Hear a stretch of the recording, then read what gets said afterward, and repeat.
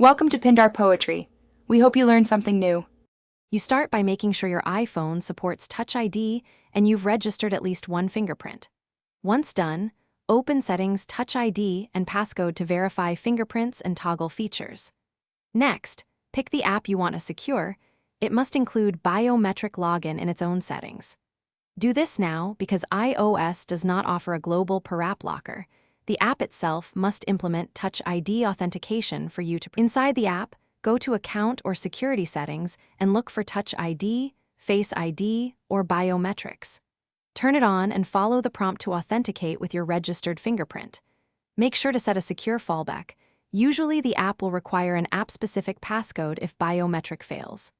Once enabled, test locking and unlocking the app immediately so you see when it prompts and how long it keeps you signed in. Finish by verifying the behavior.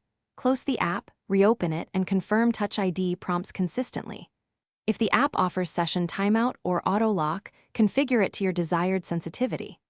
If authentication fails, make sure Touch ID is active system-wide, the app is up to date, and permissions are allowed. Remember, iOS does not provide a universal per-app Touch ID. If an app doesn't support biometrics, the only other option is unsupported jailbreaking, which we do not recommend. Thanks for watching. Consider subscribing if we helped you.